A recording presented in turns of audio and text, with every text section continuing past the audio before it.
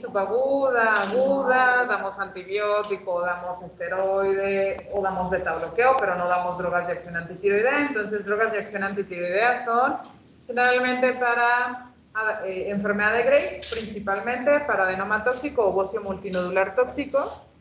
Y cuando decidimos iniciar drogas de acción antitiroidea, ¿cómo hacemos el seguimiento control de estos pacientes? Pues vamos solicitando pruebas de funcionamiento tiroideo, TSH, T4 libre, T3 libre o total, de 4 a 8 semanas una vez que iniciamos el thiamazol, ¿no?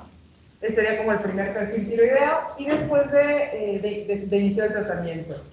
El objetivo es llevar al paciente al eutiroidismo, que es que las hormonas tiroideas estén dentro de rangos de referencia normal. Si mi paciente ya le ajusté la dosis y en el perfil tiroideo llegó con T3 y T4 dentro de rangos normales, ya puedo pedir el próximo perfil o control cada 2 o 3 meses, dependiendo de mi paciente. Y este es un punto clave, porque en hipertiroidismo primario, enfermedad de Graves, bocio multinodular o adenoma tóxico, la TSH puede estar suprimida por semanas o por meses. Entonces, la TSH no nos va a ayudar para ajustar la dosis del thiamazol.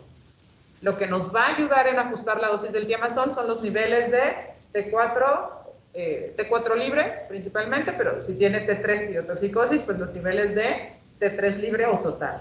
¿Bien? ¿Sí quedó claro ese punto? En ese sentido, bueno, vamos a poner unos ejemplos más adelante para que quede más claro. Mi objetivo es llevar al eutiroidismo niveles normales de hormonas tiroideas a ese paciente, ajustando, ya sea disminuyendo o incrementando la dosis del thiamazol.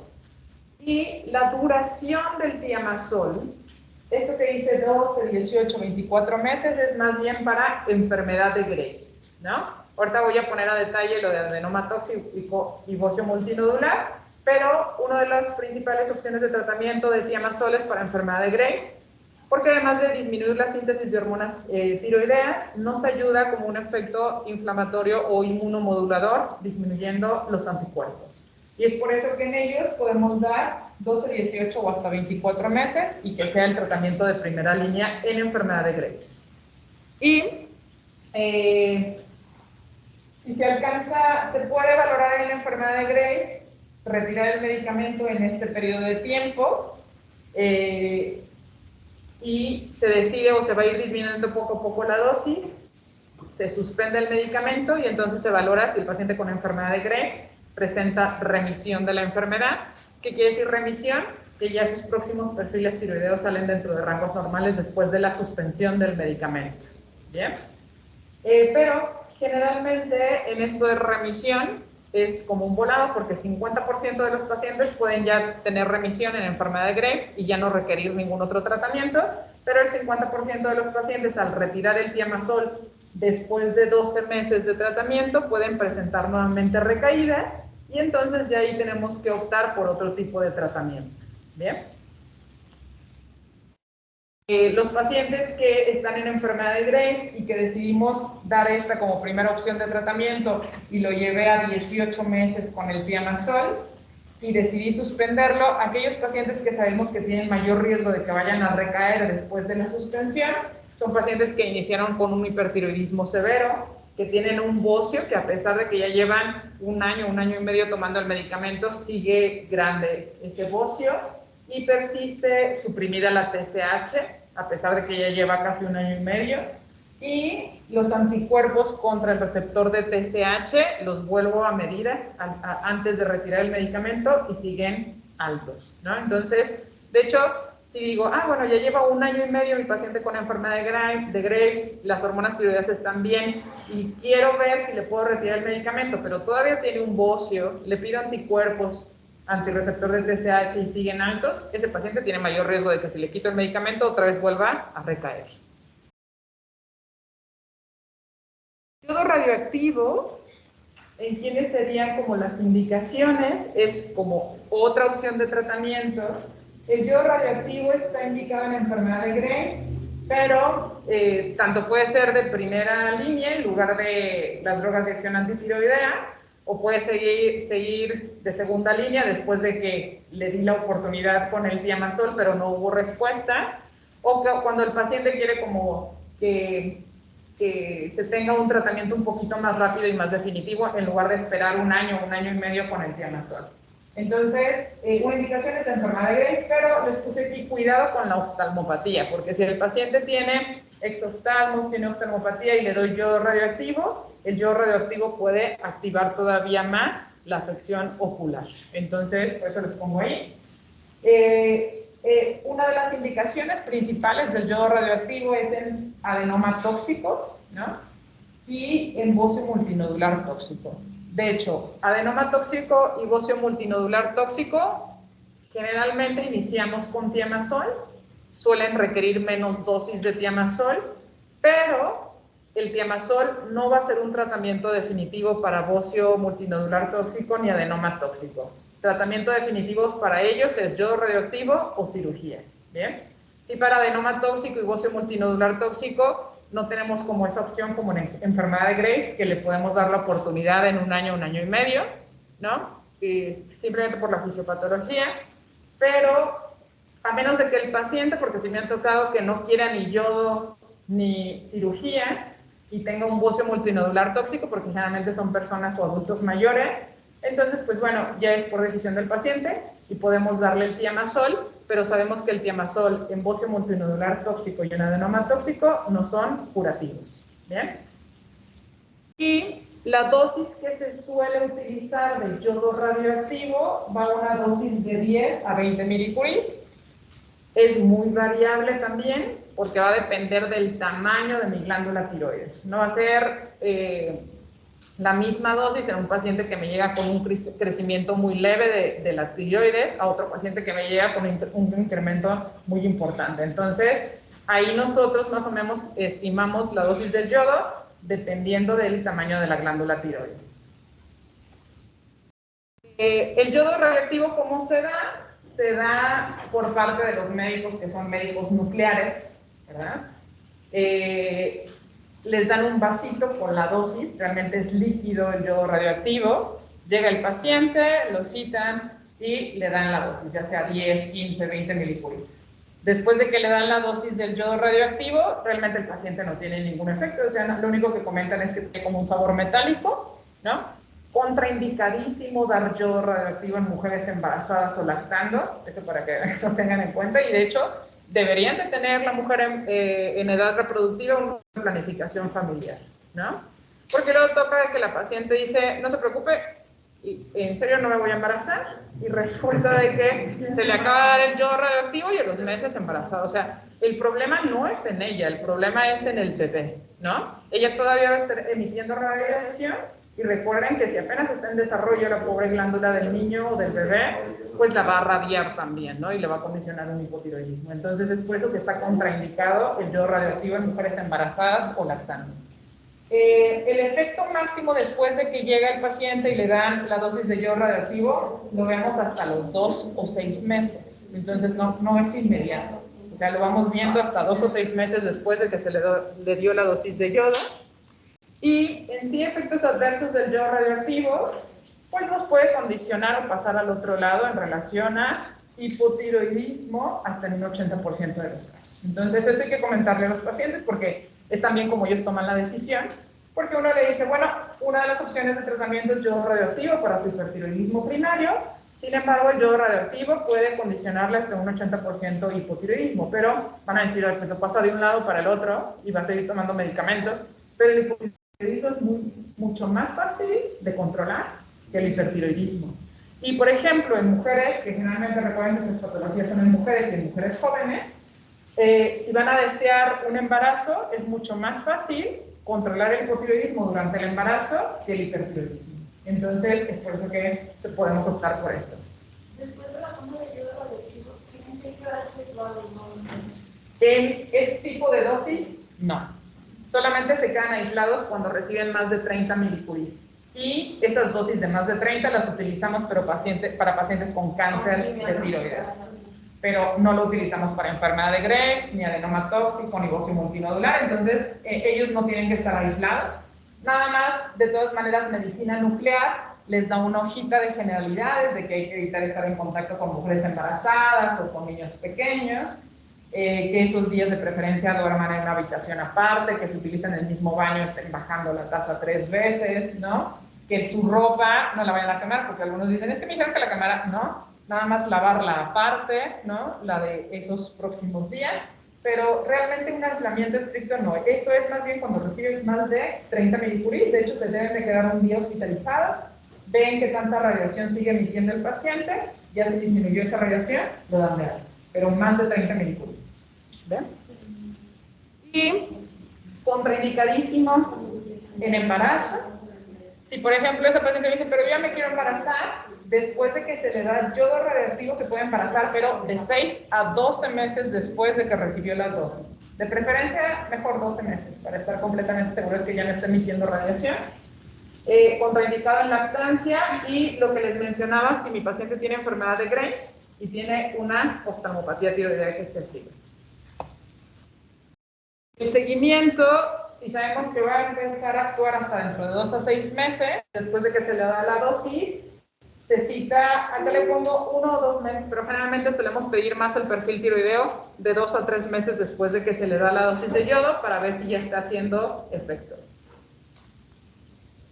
Y ahora, si ya les llega, un paciente recibió yodo radioactivo hace 4 meses, y ya me llega ahora con hipotiroidismo primario, pues sabemos que el hipotiroidismo es secundario a la dosis de yodo, y entonces acá ya lo que hacemos pues es dar sustitución con hormonas tiroideas, que sería levotiroxina. Entonces la cirugía, y la cirugía tenemos 2 grupos, por así decirlo, ¿no? 2 rubros, que es la hemitiroidectomía, que solamente quitan alguna parte de la glándula tiroides, lado derecho, izquierdo, dependiendo de dónde esté el nódulo, pero la hemitiroidectomía se deja para adenoma tóxico. Recuerden, adenoma tóxico nada más es un solo nódulo que es autónomo, y entonces ahí ya el cirujano lo único que hace es quitar la mitad de ese nódulo que está afectado. Pero tiroidectomía total, o sea, quitar toda la glándula tiroides, se deja para enfermedad de Graves y para bocio multinodular tóxico, ¿no? De nada sirve en enfermedad de Graves nada más quitar un cachito de la glándula tiroides, porque sabemos que está trabajando toda la glándula tiroides. Entonces, y eso me tocó en una paciente que nada más se quitaron la mitad de la tiroides, y lógicamente después de la cirugía seguía con hipertiroidismo, porque la mitad que le dejaron seguía trabajando de más, ¿no? Entonces, por eso en enfermedad de Graves, bocio multinodular tóxico es tiroidectomía total. ¿Cuáles son las indicaciones o a qué paciente vamos a llevar a tiroidectomía total? Siempre la cirugía la dejamos como en última opción de tratamiento, ¿no? Pero hay indicaciones especiales, como no tuvo una adecuada respuesta a las drogas de acción antitiroidea, o tuvo un efecto adverso y ya no podemos seguir dando drogas de acción antitiroidea, o está contraindicado el yodo radioactivo, o simplemente el paciente no quiere yodo radioactivo, o ya le llevo 2 dosis de yodo radioactivo y no hay respuesta al yodo radioactivo. Tiene bocio multinodular tóxico mi paciente y tiene datos de compresión. Mi paciente me dice que tiene opresión en el cuello, no puede pasar alimentos, ha cambiado el tono de su voz. Esos son datos también que me están diciendo que este paciente lo tengo que llevar a tiroidectomía. Y sospecha de neoplasia maligna. Recuerden que si estoy palpando un nódulo, voy a solicitar también un ultrasonido para ver las características de ese nódulo, y si ese nódulo es sospechoso de que sea maligno, esa es otra indicación de cirugía. O si mi paciente tiene hiperparatiroidismo asociado, ya lo vamos a ver la próxima unidad. Hiperparatiroidismo, recuerden que atrás de la glándula tiroides están las glándulas paratiroideas que regulan, o lo que sintetizan es la PTH, y sí ha tocado casos que el paciente, además de tener hipertiroidismo, tiene hiperparatiroidismo, que es exceso de PTH, y entonces el hiperparatiroidismo generalmente son tumores benignos. Y si ya se va a someter el paciente a cirugía por el hiperparatiroidismo, pues ya que traten de resolver los dos en el mismo procedimiento, y es por eso que ahí los enviamos a cirugía. Y en enfermedad de Graves, que tenga una oftalmopatía severa, que ya sabemos que no le voy a poder dar yodo radioactivo, pues la otra opción va a ser cirugía. ¿Bien? O ya que sea por elección de la paciente. Justamente el día de ayer acaban de operar a una paciente de enfermedad de Graves, que ella ya estaba tomando una dosis máxima de drogas de acción antitiroidea, no respondía, ya la teníamos con otros medicamentos. Se le había propuesto ya pasarla a yodo, pero ella dijo, no, yo quiero algo más efectivo, y entonces por decisión de la paciente se hizo tiroidectomía total, ¿no? Este es un punto importante, siempre antes de enviar al paciente a cirugía, mi paciente tiene que estar en eutiroidismo, ¿no? ¿Esto por qué? Porque si lo envío hipertiroideo a mi paciente, bueno, primero anestesiología les voy a decir que lógicamente no lo va a pasar así, pero si se somete un paciente con hipertiroidismo no controlado a cirugía, le podemos condicionar una complicación muy rara pero severa que se llama tormenta tiroidea. ¿Y eso por qué? Porque si el paciente entra descontrolado, manipulo glándula tiroides, va a haber mayor liberación de hormonas tiroideas y puedo poner en riesgo la vida de mi paciente. Entonces, antes de una cirugía, siempre mi paciente tiene que entrar eutiroideo. Ya utilizamos para su preparación drogas de acción antitiroideas y beta bloqueo. Y ya que esté eutiroideo, entonces ya podemos enviarlo a cirugía. ¿Bien? Después de la cirugía, lógicamente van a quitar toda la glándula tiroides o la mitad de la tiroides, entonces ya no va a tener hipertiroidismo. Ahora vamos a pasar, si es tiroidectomía total, a hipotiroidismo, y entonces después de la cirugía iniciamos con levotiroxina.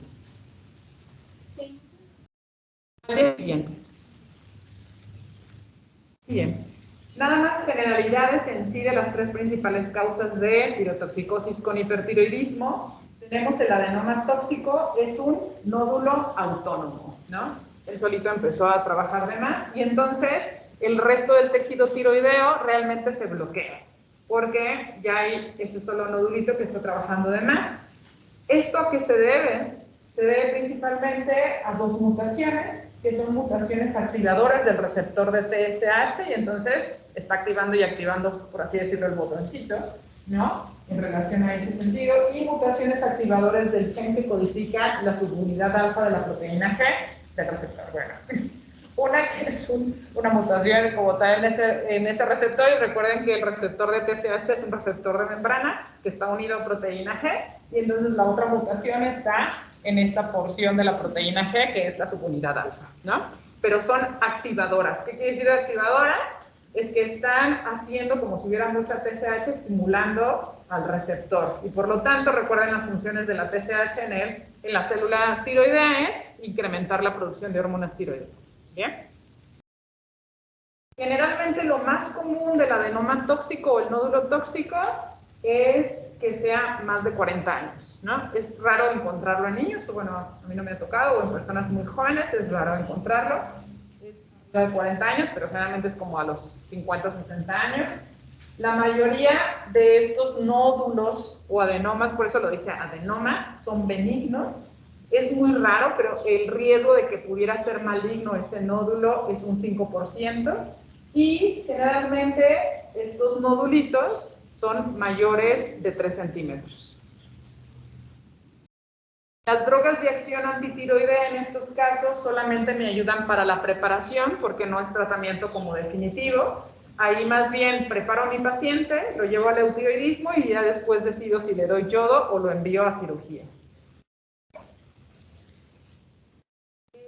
Las dos opciones de mejor tratamiento para que realmente se resuelva el problema con el adenoma tóxico son o damos yodo radioactivo o lo envío a cirugía, generalmente más si tiene datos de compresión mi paciente, ¿no? Porque repito, como son pacientes mayores generalmente y ese nodulito en ultrasonido no se ve con datos sospechosos de que sea maligno, generalmente lo enviamos a yodo radioactivo, pero si mi paciente dice, porque suelen tener nódulos de 4 o 5 centímetros, y dice, es que no puedo pasar bien los alimentos o tengo compresión, pues ya se va directamente a cirugía. Y en este caso, como nada más está afectado un lado de la tiroides, lo que se hace es hemitiroidectomía, se quita solo la mitad de la porción de la glándula que esté afectada. En cambio, el bocio multinodular tóxico son múltiples nódulos que son autónomos, y hay una proliferación de focos de células que han perdido realmente la regulación en relación a la división celular y se produce un tejido autónomo que es funcional, pero en diferentes puntos. También se ha descrito que son o existen mutaciones activantes del receptor de TSH que también condicionan esta patología. La diferencia es que aquí no solamente es un nódulo, sino son múltiples. Y de la misma manera, las drogas de acción antitiroidea solamente nos sirven para controlar el hipertiroidismo, pero no lo van a curar. Y las dos opciones de tratamiento para estos casos o es doy yo radioactivo o cirugía, de la misma manera si mi paciente tiene datos de compresión o alguno de esos nódulos fuera sospechoso de que fuera maligno. ¿Bien? Y en enfermedad de Graves, que tenemos generalidades, uno, recuerden que es un hipertiroidismo autoinmune.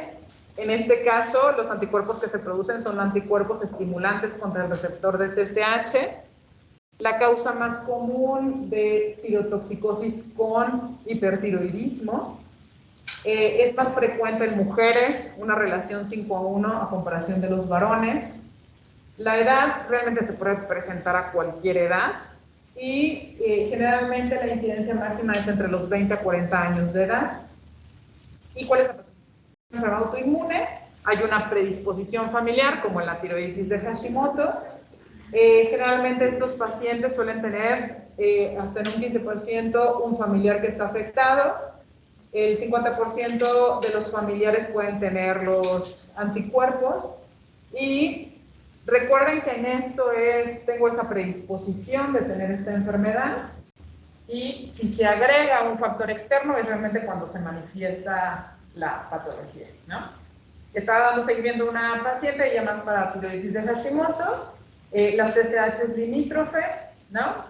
Y los anticuerpos positivos, y hasta apenas hace 2 días, ahora sí, la TSH ya arriba de 10, y es así generalmente lo que se va manifestando. O sea, en ella que sucedió justamente es una estudiante de medicina que está en el internado, y yo creo que nada más entró al internado y lo único que sucedió es ese factor externo que lo único que hizo es, ya, ¿no? Detona lo que ya estaba predispuesto en ese sentido. Entonces, se tiene la predisposición y hay un agente ambiental que lo va a activar, ¿no? O lo va a manifestar, que ya sea estrés, tabaquismo, infección, exposición al yodo, estado posparto. Punto importante, tabaquismo. Tabaquismo tiene una asociación muy importante en relación a enfermedad de Graves y su activación, y más, si el paciente con enfermedad de Graves fuma, díganle que por favor deje de fumar, porque si no, eso también no nos ayuda mucho a lo del control. Y además, paciente con enfermedad de Graves que fume tiene mayor riesgo de afección en ojos. Entonces, el tabaquismo sí hay que, bueno, contraindicarlo para cualquier cosa, pero más en la enfermedad de Graves. Que los linfocitos T están sensibilizados en relación a esto, es como los factores ambientales, ¿no? Sensibilizan, o ese estrés sensibiliza a los linfocitos T que en sí ya estaban predispuestos a tener esta situación, y es lo que desencadena el proceso inmunitario. Y la estimulación de los linfocitos B son los que van a estar produciendo los anticuerpos estimulantes contra el receptor de TSH, o también lo que podemos medir es la inmunoglobulina estimulante de TSH. Otras manifestaciones clínicas que no se suelen presentar en los otros tipos de tirotoxicosis, pero que sí se presentan en la enfermedad de Graves y que los puede ayudar para dar el diagnóstico. Recuerden que ellos van a tener los datos de tirotoxicosis como cualquier otro, pero el bocio es difuso, blando, no doloroso. ¿Bien? Y puede ser de diferentes tamaños, o sea, no pueden ser tan grandes, otros más pequeños, o sea, eso sí no es como un tamaño específico para cada uno. Lo otro, oftalmopatía tiroidea no la presentan todos los pacientes, ¿no? Se presenta generalmente en un 25%, para que no tengan esa asociación, porque luego decían, pero yo ¿por qué tengo Graves? Si no tengo ninguna afección en los ojos. No, Graves no es igual a oftalmopatía, ¿no? No todos los pacientes con Graves tienen oftalmopatía, solamente un 25% pudiera llegar a tener oftalmopatía. Con la diferencia, digamos, es el antes, el después de que ya presentó enfermedad de Graves, ¿no? Y yo creo que han visto algún paciente así, generalmente, bueno, otra cosa, ¿verdad? No todo paciente que llegue con esta mirada tiene Graves. Hay otras causas que pueden condicionar exoftalmos. Entonces, su tarea va a ser descartar Graves, pero hay otras causas que pueden condicionar exoftalmo, mirada fija, ¿verdad?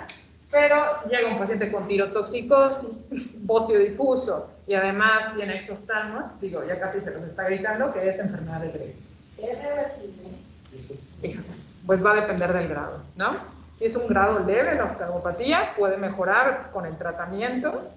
pero si es un grado ya moderado a severo, generalmente ya pueden quedar de esta manera y entonces ahí entra el oftalmólogo para ver si puede hacer una cirugía más como de rehabilitación o más estética, ¿no? Después de que ya está estable el paciente. Pero sí, eso es un punto muy importante porque los pacientes ya llegan con años con la enfermedad de Graves y dicen, se me va a curar esto, entonces, y se puede mejorar, pero nunca digan que se puede mejorar, ¿no? Ojalá que sí, pero puede mejorar, pero si no mejora, después ya se valoraría si se da otro tipo de tratamiento. ¿Bien? Y otro punto, pero esto también es muy raro, no me ha tocado mucho, y es mixedema a nivel pretibial por acúmulo de glucopolisacáridos a nivel de tejido celular subcutáneo, y entonces a nivel de la tibia se ve un poquito más engrosada la piel y ustedes le palpan y se ve diferente. Realmente no me ha tocado ver a un paciente porque es rara esta manifestación, pero pudiera presentar. ¿Bien? Entonces, esos son datos que no va a tener el adenoma tóxico, ni el bocio multinodular, ni la tiroiditis, y solamente lo van a tener los pacientes con enfermedad de Graves. Específicamente, enfermedad de Graves, recuerden que acá sí puede ser una opción de primera línea las drogas de acción antitiroidea, y las podemos dar por plazos de 12, 18 o hasta 24 meses para valorar si remite. En pacientes jóvenes generalmente solemos irnos por esta opción de tratamiento, por pacientes también adultos mayores, cuando la glándula es pequeña, la enfermedad es leve, que tienen oftalmopatía, porque la oftalmopatía no puede dar yodo radioactivo, y aquí me voy basando también en mucho me va a ayudar las drogas de acción antitiroidea en disminuir mis títulos de anticuerpos, porque recuerden que tienen un efecto inmunomodulador, cosa que no me da ni el yodo radioactivo ni la cirugía. Y el yodo radioactivo, recuerden que el efecto lo vemos hasta 2 o 6 meses después de darlo. Mucho cuidado cuando el paciente tiene oftalmopatía tiroidea, porque la pueden activar ustedes. Si tiene, aparte del paciente, oftalmopatía tiroidea, fuma y tiene inmunoglobulina estimulante de tiroides positiva, no den yodo, en el sentido de que ustedes le van a activar todavía más la oftalmopatía tiroidea. Y en relación a la cirugía, si el paciente tiene bocio con datos de compresión, un nódulo maligno, la pudiéramos utilizar en embarazo, porque recuerden que ahí no podemos dar yodo radioactivo, ¿verdad? Pero en el embarazo sería en el segundo trimestre de embarazo, cuando se pudiera hacer la tiroidectomía. Y, lógicamente, cuando ya no existe ninguna otra opción de tratamiento o aquellas otras dos no las puedo dar. Entonces, esta siempre la dejamos como última opción de tratamiento en enfermedad de Graves. Y pasamos con casos clínicos. Dime.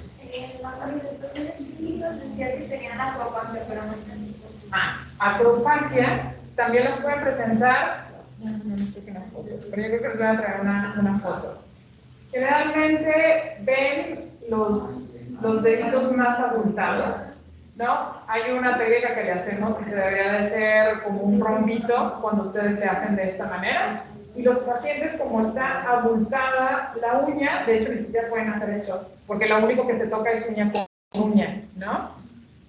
Las acropaquias no son como patognomónicas de enfermedad de Graves, porque si ustedes buscan acropaquias, hay diagnósticos diferenciales muchísimos. Y generalmente es más común ver acropaquias con patologías pulmonares o cardíacas, ¿verdad? Que también puede entrar ahí enfermedad de Graves, pero acropaquias te lo puede dar una lista larga, ¿no? Pero generalmente pueden presentarse de esa manera. ¿Sí? Bien, empezamos con estos casos clínicos. Y tenemos, ¿quién va a querer contestar? ¿Cómo te llamas? Yasmín. Entonces, Yasmín, te llega a tu consulta una mujer de 35 años, sin antecedentes de relevancia, inició hace 6 meses con ansiedad, palpitaciones, temblor en manos, pérdida de peso, no intencionada, intolerancia al calor y exoftalmos bilaterales. Bueno, ya te van... los exámenes no son difíciles. Ustedes tienen que buscar puntos claves que les está dando la pregunta para contestarlos, ¿no? Lógicamente tienen que tener la información para poder interpretar lo que les están poniendo acá. En la exploración física, Yasmín tiene una frecuencia cardíaca de 115 latidos por minuto, tiene exoftalmos bilateral, a la palpación de la glándula tiroides la encuentras con aumento del tamaño de forma difusa, niega dolor a la palpación y el precordio pues está hiperdinámico, es un ritmo sinusal, tiene hiperreflexia y temblor distal. Desde ahí, ¿qué datos tiene? Primero, tu diagnóstico, ¿cuál sería con estos datos clínicos?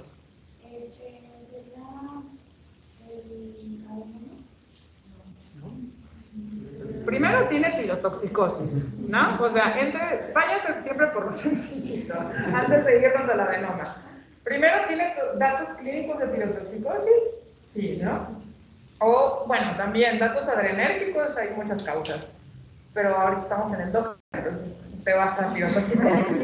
Entonces, y otra cosa, ya te vamos dando varios datos. Tiene exoftalmos bilateral, tiene un bocio difuso, ¿verdad? Y luego ves a la paciente, tiene el exoftalmos, y ella te dice, yo no estaba así, doctora, ¿no? Y luego ya desde aquí, todavía ni siquiera lo palpamos, ya se ve el bocio, y se ve difuso, ¿no? Y además ya después lo palpaste tú, y está blanca la tiroides, y no le duele. Ya entonces ya les da dos puntos claves. Aquí, ¿qué sería su diagnóstico o su sospecha? De enfermedad de Graves. Y todavía ni siquiera le piden ni el perfil tiroideo, ¿verdad? Bueno, después ya se lo tendría que pedir, porque mi principal sospecha diagnóstica sería una tirotoxicosis con hipertiroidismo, que lo más seguro es que sea enfermedad de Graves. Y entonces, ¿qué estudios le van a solicitar? Sí, ¿no? Pero además también les sugiero que le vayan pidiendo una biometría hemática, eso más por los efectos adversos del tiamazol, la granulocitosis, glucosa, creatinina, para ver cómo está su función renal, pruebas de funcionamiento hepático para tenerlos de basal antes de iniciar tratamiento y lógicamente el perfil tiroideo. Doctora, Dime. Lo de las pruebas de funcionamiento hepático era por lo del tiamazol también, que es muy raro, ¿no? Pero solemos pedirlas de forma basal antes de iniciar tratamiento. Y ahí pues podemos pedir los anticuerpos, sí, depende también del costo, ¿verdad? Aunque la paciente creo que con los datos clínicos ya les está diciendo que es Graves. Si les queda una duda, pues pueden pedir los anticuerpos, pueden solicitar ultrasonido y gamagrama. Les puse un interrogatorio porque recuerden siempre en el costo.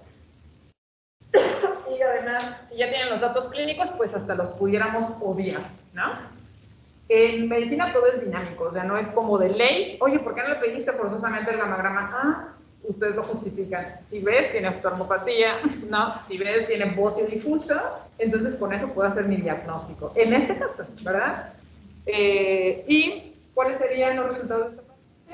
Ya te llega con una biometría hemática, glucosa, creatinina, pruebas de funcionamiento hepático normales y el perfil tiroideo. Bien. ¿Cómo te llamas? Eugenia. ¿Qué tiene en este perfil tiroideo? RR es el valor de referencia. Pues la TCH está subfuncionada. La T4 libre está aumentada. Y la T3 libre está también aumentada. Entonces es un enfermedad de Graves. Es el nombre.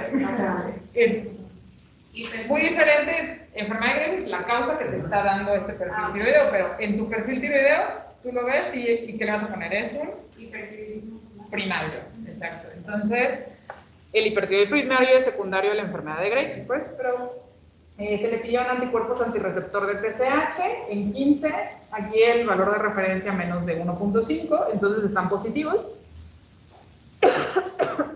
Todo los orienta más a que sea enfermedad de Graves. Ultrasonido de tiroides, se reporta un bocio difuso con la vascularidad incrementada y el gamagrama de tiroides con una captación aumentada de forma difusa. Entonces, en el ultrasonido de tiroides, en embarazo, o sea, lo que había dicho en el invierno tiroideo no se ve en embarazadas, se ve en todas. Ah, no, en todos, en todos. Si tienen enfermedad de Graves, ¿verdad? Sí, tienen enfermedad de Graves. Este es el ultrasonido, esta es la tráquea, Este es el lóbulo tiroideo del lado derecho, que está aumentado de tamaño. Este es el istmo, y este es el lóbulo tiroideo del lado izquierdo, que también está aumentado de tamaño. Generalmente la ecogenicidad se ve disminuida o se ve con hipoecogénica. Aquí no le hicieron Doppler, entonces no se ve el infierno tiroideo, pero es un bocio difuso, ¿no? Y este es el gamagrama, que si se dan cuenta es una captación difusa que está aumentada. Entonces, diagnóstico, ahora sí, enfermedad de Graves, ¿no? ¿Qué tratamiento van a iniciarle? ¿Y qué dosis? Si vieron los valores de qué tanto estaba elevado, más o menos como unas 2-3 veces, ¿no? Entonces, bueno, tampoco no les puedo decir qué dosis exactamente, no, cada quien lo valora. Ya, generalmente uno por experiencia ya nada más ve el caso y dice, ah, con esto va a tener, ¿no? Eso ya lo vas a... Iniciar drogas de acción antitiroidea más beta-bloqueador. Siempre iniciamos con esto, ¿eh? No nos vamos directa al yodo y a la cirugía, porque siempre hay que estabilizar primero al paciente. Y entonces, de hecho, ya como tiene enfermedad de Graves, las drogas de acción antitiroidea, de hecho, puede ser el tratamiento de primera elección. Depende de dónde vivan ustedes. En Estados Unidos se van directo al yodo radioactivo. En Japón, en Europa, deciden optar primero por drogas de acción antitiroidea durante un año y medio, y después ya valoran si es yodo. O sea, va a variar. Yo les suelo, dependiendo de la paciente, digo, pues puedes tener oportunidad de que remitas sin que te dé yodo y que sin que te dé cirugía. Entonces suelo dar la oportunidad de que terminen el año y medio con drogas de acción antitiroidea. Depende del caso, ¿no? En Tiamazol, en este caso, iniciamos 2 tabletas cada 8 horas, porque la T3 libre era el límite como 3 y estaba 18, ¿no? Entonces se dieron 10 miligramos cada 8 horas. La dosis, recuerden, dependerá de cada paciente. Damos también beta-bloqueo porque tenía la frecuencia cardíaca incrementada, ansiedad, temblor, y le indicamos propranolol 40 miligramos, una tableta cada 12 horas, ¿no? El propranolol, de hecho, se puede retirar antes, no lo dejamos al año y medio. ¿Por qué lo podemos retirar antes? Va a depender de cómo vaya evolucionando el paciente. Si a la otra ya me llega con frecuencia cardíaca baja, le voy disminuyendo poco a poco la dosis hasta retirárselo. O sea, el propranolol se puede retirar antes dependiendo de los datos de tirotóxicos. Y cuando le pido el control de pruebas de función tiroidea, si ya le inicié esto, a las 4 o 8 semanas de que iniciamos el tratamiento, y este es el perfil tiroideo que llega de control. ¿Qué van a hacer? Ya le iniciaste Tiamazol, propranolol, te llega la próxima consulta con este perfil. Vean, la T4 libre está ligeramente por arriba del límite. La T3 libre, recuerden que estaba en 18 y ya bajó a 6.9, que ya estaría dentro del rango. ¿Y qué van a hacer? ¿Van a aumentar? ¿Van a disminuir? ¿Qué decidirían? Les digo porque esto les va a tocar en su, bueno, si hacen el servicio social en una comunidad, esto les va a tocar. Entonces, ¿qué van a hacer? Tú aumentarías la dosis. ¿Alguien más? Yo me inclinaría un poco a dejarme en el sentido porque se dan cuenta respondió bastante bien. De tener una T3 libre de 18 ya llegó en rangos normales, ¿no? Entonces, si la decides incrementarla, incrementala poquito, si no, ya te lo vas a pasar al hipotiroidismo. Entonces, si me hubiera llegado ahora con hormonas tiroideas bajas, o sea, la T3 libre abajo de 2, la T4 libre abajo de 0.7, le tienen que disminuir la dosis, ¿no? No quitárselo, porque luego se lo quitan y ahí andan, ¿no? Hipo, hiper, hipo, no. Solamente se va ajustando la dosis. Recuerden no tomar en cuenta el valor de TSH, porque después nada más piden TSH y dice, la TSH está suprimida, sigue incrementando el Tiamazol. Y el paciente acá con datos de hipotiroidismo, porque recuerden que la TSH tarda más tiempo en normalizarse. Eso es un punto clave, porque sí me sucede y por eso se los comento. Y espero que ustedes no lo vayan a hacer. Continuar con el monitoreo, ya una vez que lo llevas a eutiroidismo, ya cada 2 a 3 meses el monitoreo y siguen ajustando la dosis del Tiamazol. Meta, mantener niveles de hormonas tiroideas dentro de rangos normales. Y el propranolol se puede retirar antes dependiendo de los datos de tirotoxicosis. ¿Bien? Duración del tratamiento, Thiamazol, 12, 18, 24 meses, dependiendo de cada paciente. Y ella optó por este tratamiento en enfermedad de Graves. En adenoma tóxico no en bocio multinodular. Bueno, a menos de que el paciente no lo pida. Doctora, la Thiamazol, o sea, los 2 años es como el tiempo límite, y si no responde ahora sí ya tiene que proceder. Si la paciente no quiere ninguna otra opción de tratamiento, le puede seguir, ¿eh? Sí, no hay problema. Y sí me toca pacientes que dicen, yo no quiero yodo, ni quiero cirugía, y le sigo dando Thiamazol. Pero hay que comunicarse con el paciente, ¿verdad? Hay que decirle, estas son las diferentes opciones de tratamiento, estas te convienen por esto, estas no te convienen, y entonces sí se puede continuar. ¿Bien? Y continuando con el seguimiento, ya llega con una frecuencia cardíaca de 62, sin temblor distal, sin ansiedad, sin palpitaciones, lógicamente sigue con el exoftalmos, ligera disminución del bocio, y ya les llega con este otro perfil tiroideo. Ya está, ¿cómo te llamas? Nada. ¿Ahora qué vas a hacer?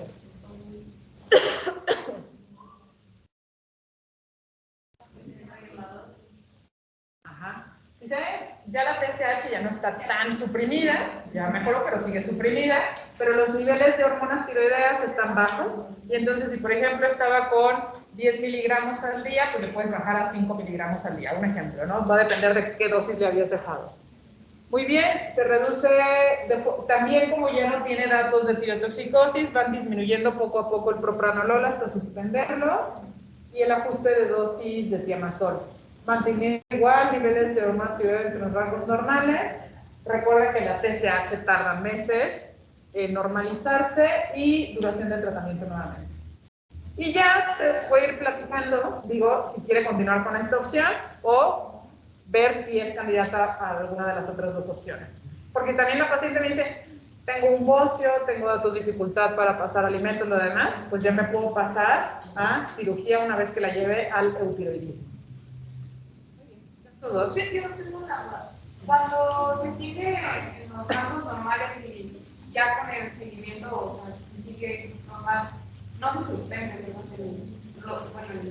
no. Si por ejemplo hubiera llegado con un perfil tiroideo dentro de rangos normales, las hormonas tiroideas, le sigues con esa misma dosis y ya lo citas en 2 o 3 meses. Ya menos que ya lleve un año y medio con la droga de acción antitiroidea y tú digas, voy a ver si ya entró en remisión, pues ya indica su suspensión, ¿no? ¿Ve? De nada. Caso clínico número 2, ¿quién lo quiere contestar? Bien.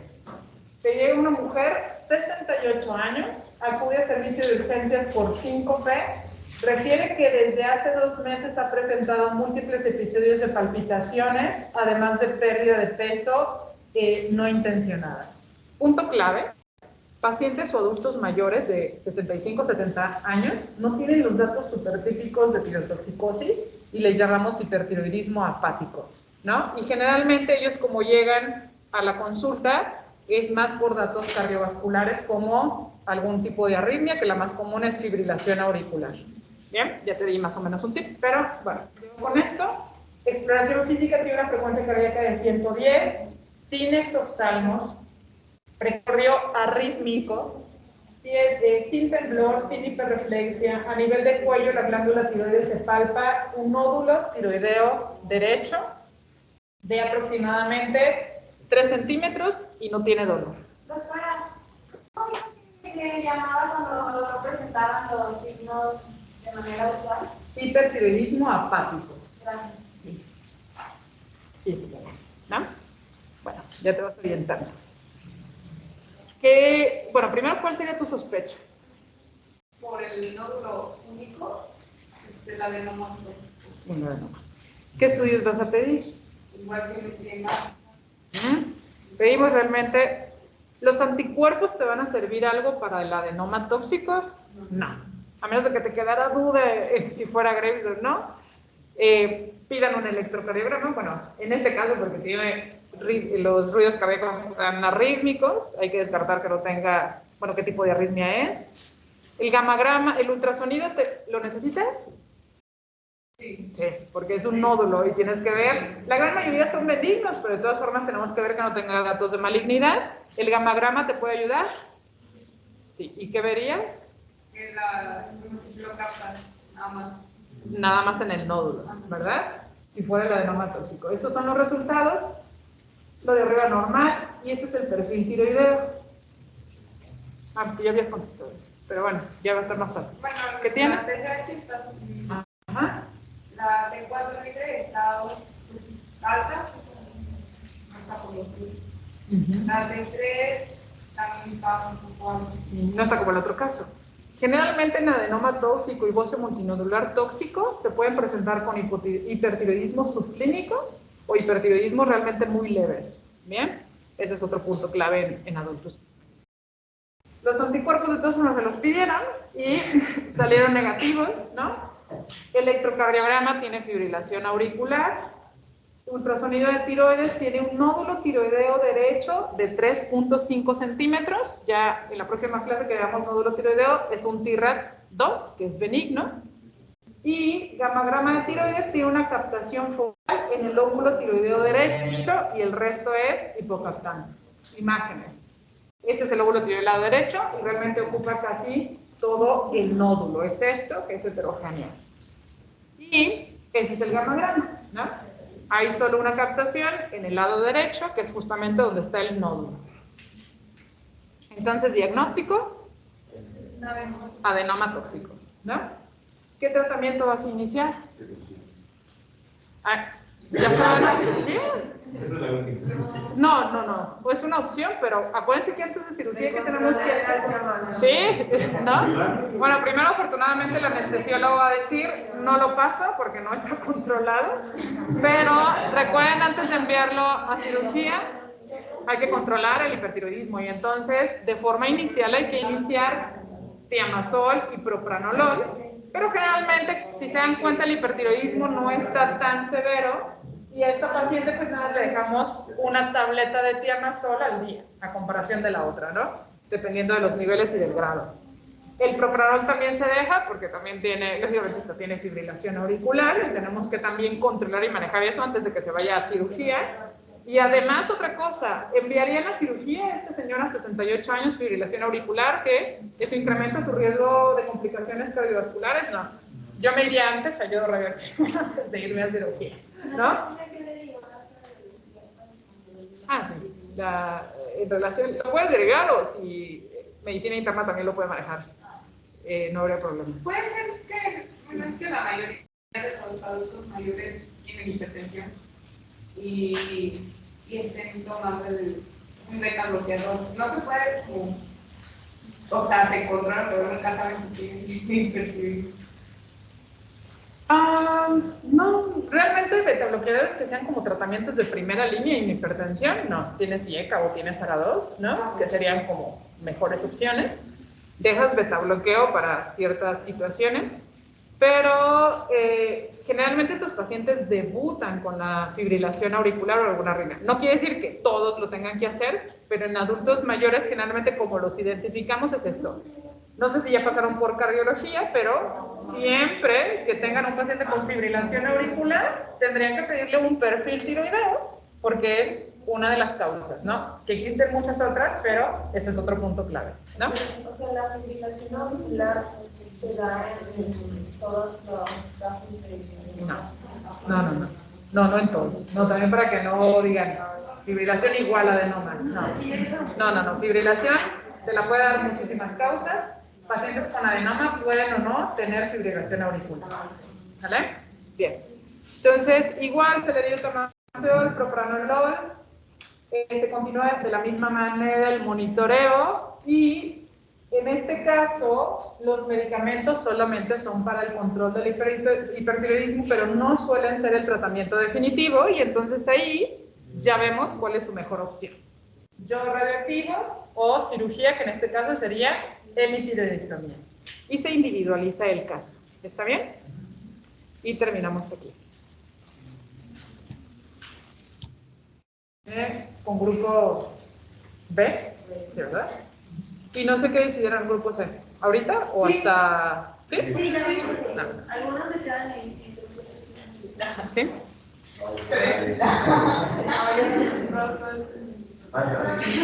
¿Sí? Y el seguimiento es el mismo, aunque sea un diagnóstico. O sea, después del mismo tiempo se vuelve a mejorar. Ah, sí. Porque dependiendo del tiempo también puede ser Cada 6 meses, ¿no? La valoración del nódulo. Del nódulo ya vamos a verlo la próxima semana, ese tema. Y va a depender de la clasificación del T-RADS, pero depende también de muchos otros factores. Pero paciente con hipertiroidismo y un nódulo, la gran mayoría de esos nódulos, bueno, de hecho hasta pacientes sin hipertiroidismo, la gran mayoría de los nódulos tiroideos son benignos, ¿no? Un 10% serán malignos y son lo que tenemos que investigar, ¿no? Pero sí, tiene un nódulo y de todas formas se da la vigilancia después del tratamiento. Bueno, si le hiciste tiroidectomía, ya realmente ya no le vas a dar seguimiento a ese nódulo. ¿Sí? Cuando se hace la tiroidectomía, ¿se refiere también a las glándulas paratiroides? Y si es así, ¿no? Si la retira, entonces no es un cirujano experto. Solamente la retiraría si el paciente además tiene hiperparatiroidismo, o sea que estén afectadas las glándulas paratiroides. Pero si es enfermedad de Graves solamente y le enviaste tiroidectomía total, el cirujano tiene que respetar las glándulas paratiroides. Y en el caso de que si hubiera hiperparatiroidismo, ¿se le daría parte del levotiraxina o no? No, el hiperparatiroidismo generalmente son tumores benignos que producen ese exceso de PTH y entonces ya nada más el cirujano quitando ese tumor se resuelve el caso. ¿Vale?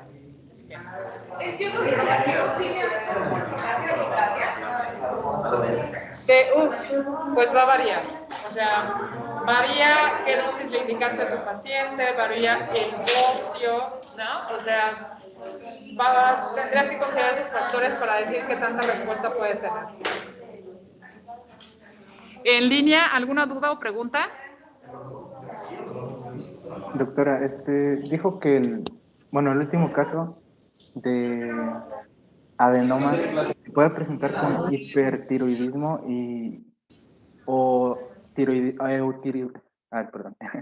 eutiroidismo, o sea, hormonas normales. Sí dijo eso, ¿no? El adenoma tóxico o el bocio multinodular tóxico, en el perfil tiroideo, pudieras encontrar estos pacientes con hipertiroidismo primario, como en el perfil tiroideo que se puso en el caso, pero también pudieran encontrar a estos pacientes con hipertiroidismo subclínico. En el hipertiroidismo subclínico, recuerden que encuentran la TSH suprimida, pero los niveles de hormonas tiroideas dentro de rangos normales. Ok. Muchas gracias. ¿Sí? Bien. ¿Alguna otra duda o pregunta? Tengo Yo, una. doctora, Ajá. ¿qué tan viable es el diagnóstico? Bueno, ¿en qué caso se puede utilizar diagnóstico con yodo radioactivo y con gammagrafía? Porque leí que se debe como que considerar el daño que hace. O si nomás si es una vez, o sea, ¿causa mucho daño o cómo es eso? Bueno, hay que diferenciar, ¿no?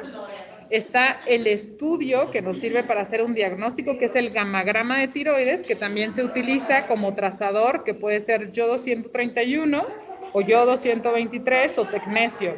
Pero se dan unas pequeñísimas dosis en el estudio de gamagrama para ver la captación. O sea, uno es utilizarlo como de estudio diagnóstico y además tenemos como tratamiento, pero ahí sí es yodo radioactivo nada más. Y eso varía la dosis que tú utilizas. Realmente en hipertiroidismo primario utilizamos dosis muy bajas de yodo radioactivo y realmente los efectos adversos son muy raros. No sé si eso respondió tu pregunta. Sí, doctora, gracias. ¿Sí? Bien. ¿Alguna otra duda o pregunta? ¿No? Yo tengo una. ¿Sí? Cuando se está dando el tratamiento, ya ve que nos dice que nos centremos más en las hormonas tiroideas que en la TSH. Pero Ajá. nos centraríamos más en la T3 o en la T4, porque ya ve que hay momentos en los que hay T3 alta o vaya, aunque una está normal y otra no. Es muy raro la T3 tirotoxicosis, ¿verdad? Que solamente hay T3 alta y la TSH suprimida. Si lógicamente solo tiene T3 tirotoxicosis, pues ahí te guiarías en la medición de la T3. Pero lo más común o lo más frecuente es que esté elevada tanto T4 como T3 y generalmente ahí te sugeriría, si están elevadas las dos, te vayas basando en el valor de T4 libre. Ya si puedes hacer todo el perfil, pues ya, lógicamente ahí te van a salir todas las hormonas tiroideas, pero así es como te irías basando. Ok, muchas gracias. Y de nada. Bien, vamos a continuar entonces con los alumnos del grupo C para el tema de tiroiditis en unos 5 minutos. ¿Está bien? Sí, doctora. Hola. Díganme. Yo tenía ¿Una duda? en cuanto a lo que significa tirotóxico. Tirotoxicosis no significa como el hecho de que haya una síntesis de nuevo de la... ¿Al revés? Tirotoxicosis incluye hipertiroidismo. Tirotoxicosis hay un exceso de hormonas tiroideas circulando, ¿no? ¿De dónde se liberaron? No sabemos, ¿verdad? ¿Cómo se liberaron? No sabemos. Pero es un exceso de hormonas tiroideas que está circulando en sangre, ¿no? Y por eso te da los datos clínicos. Pero tirotoxicosis la puedes tener con hipertiroidismo. Hipertiroidismo ya sería porque realmente las glándulas tiroides están produciendo más cantidad de hormonas tiroideas. Y sin hipertiroidismo, que no hay una síntesis de nuevo, ¿verdad? En tiroiditis, generalmente lo que suele suceder no es síntesis de nuevo, sino que se liberaron las hormonas que estaban almacenadas. Muy bien, muchas gracias. Nada. Viene, no lo vieron en la beca del nuevo cronograma. Sí. Si mal no recuerdo, es módulo tiroideo. Sí. Por ahora, vamos a seguir.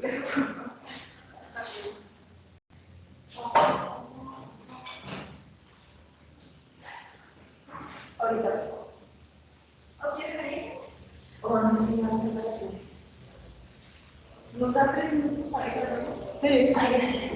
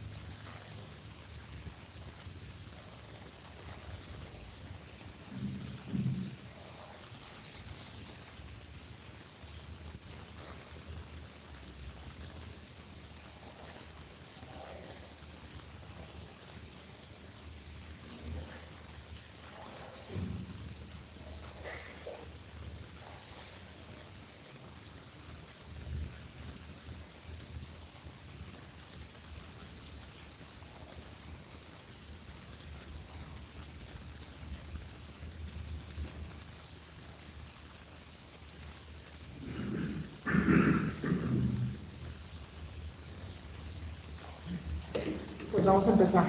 Nada más. Van a estar ustedes de presencial, ¿verdad? ¿Sí? Bien. Sí. Tus compañeros. Buenos días. Hola, maestra. Hola maestra, buenos días. Bien. Vamos a empezar con el tema que es de tiroiditis. ¿Bien?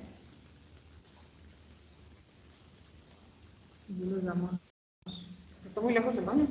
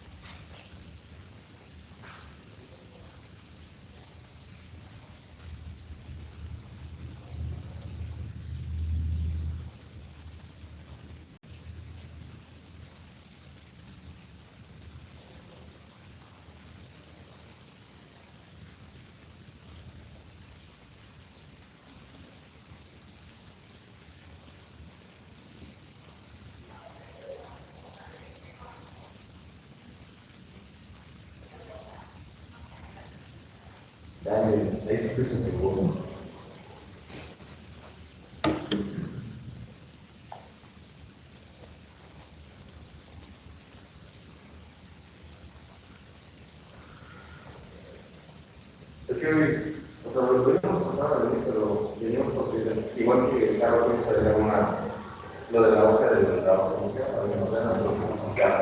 Entonces, de aquí se ven de la palabra, digamos, más claro que tiene eso, pero como nos dijeron que había pasado uno del grupo,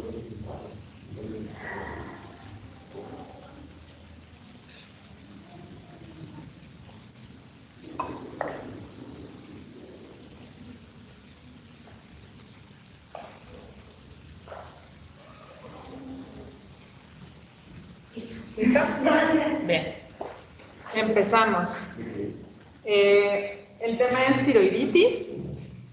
En relación a las tiroiditis, esos son un grupo en relación de patologías o trastornos que condicionan inflamación de la tiroides o del tejido tiroideo. Generalmente de las tiroiditis que nos vamos a enfocar ahorita son las tiroiditis sin hipertiroidismo, o las tirotoxicosis más bien sin hipertiroidismo, y lo que condicionan estos trastornos inflamatorios es una destrucción de los folículos tiroideos, y al destruir esos folículos tiroideos recuerden que se almacenan ahí las hormonas tiroideas, y al destruir esos folículos lo que van a condicionar es liberar las hormonas tiroideas a la circulación. Entonces, no es una síntesis de nuevo, sino se liberan las hormonas tiroideas que estaban almacenadas. Y entonces por eso generan la tirotoxicosis, porque hay más cantidad de hormonas tiroideas circulando. Podemos utilizar diferentes clasificaciones. En la que nos vamos a enfocar más es en la tiroiditis subaguda y en la aguda, pero también hay otros tipos de tiroiditis. Por ejemplo, la tiroiditis de Hashimoto es una tiroiditis crónica, esa es autoinmune, ¿no? Es más, la propia enfermedad de Graves condiciona tiroiditis o inflamación, pero también es autoinmune y ahí sí hay una síntesis de novo, y hay otras causas como traumáticas o por medicamentos. Entonces, en esta otra clasificación ustedes pueden ver que la pueden dividir en autoinmunes o tiroiditis no autoinmunes. Y en relación a las autoinmunes, ¿verdad? Ya habíamos visto algo en hipotiroidismo primario cuando vimos el tema de tiroiditis de Hashimoto. La tiroiditis de Hashimoto tiene diferentes subtipos, ¿no? Está la crónica, está la fibrosa, está la silente o que no condiciona dolor, está la posparto, y eso también forma parte del espectro de lo que viene siendo tiroiditis de Hashimoto, ¿bien? Y están las no autoinmunes, y en relación a las no autoinmunes tenemos a la tiroiditis subaguda a la tiroiditis infecciosa o a la aguda, y tenemos otras causas que son las traumáticas, la radiación, la administración de yodo radioactivo, que a algunos pacientes pudiera condicionar estas tiroiditis. Y vamos a empezar hablando de la tiroiditis subaguda.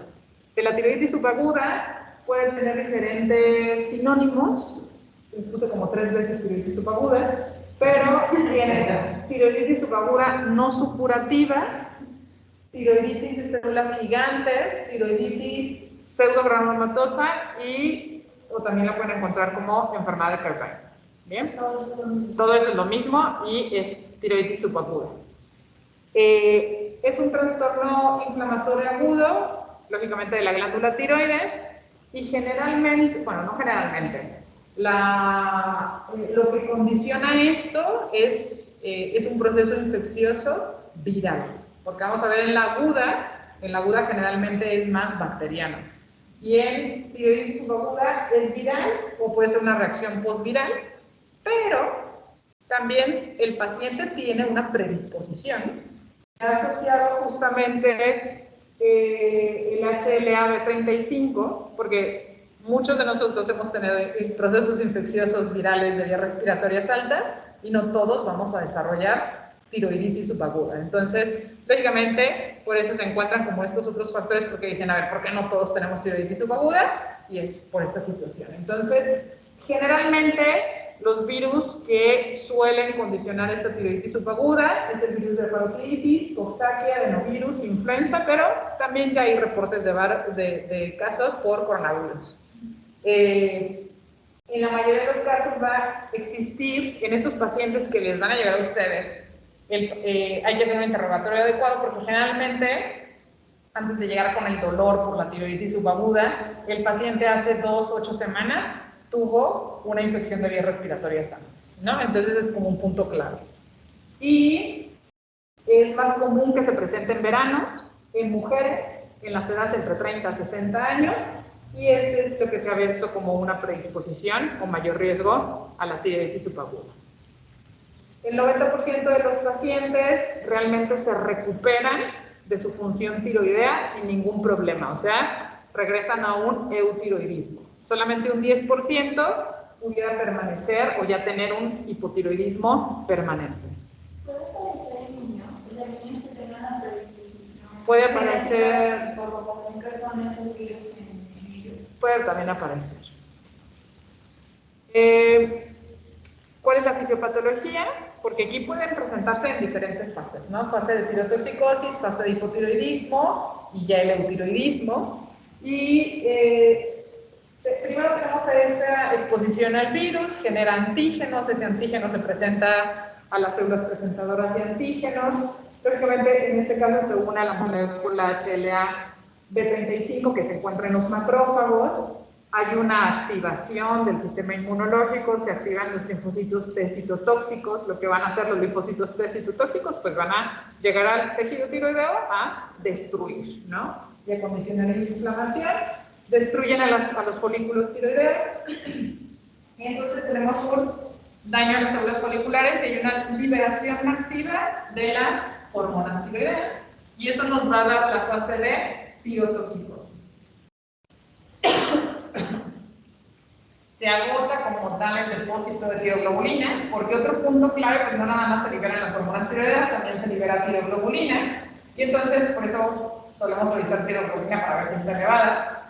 Y al agotarse toda esta reserva de tiroglobulina, después de que va cediendo el proceso inflamatorio, pues no va a haber una recuperación muy rápida en relación a la síntesis de hormona tiroidea, y entonces el paciente puede pasar a una fase de hipotiroidismo.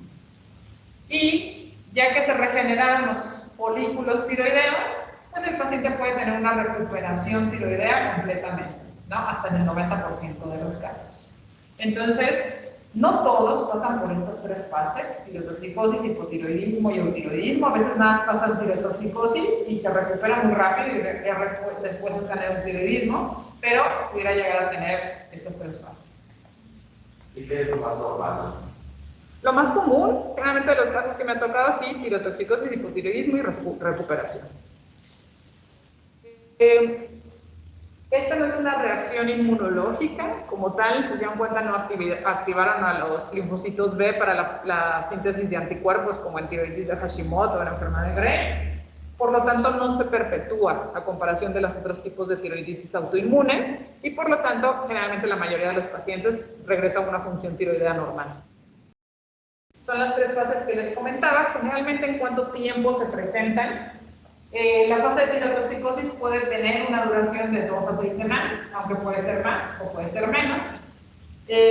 Ahí que van a encontrar en el perfil tiroideo una TSH suprimida con valores de hormonas tiroideas altos. En la fase de hipotiroidismo, que puede ser una duración de 2 a 8 semanas, ahí puede presentarse hasta en el 25% de los casos, y la TSH la encuentran elevada con T4 libre normal o bajo. O sea, pueden tener un hipotiroidismo primario o un hipotiroidismo subclínico.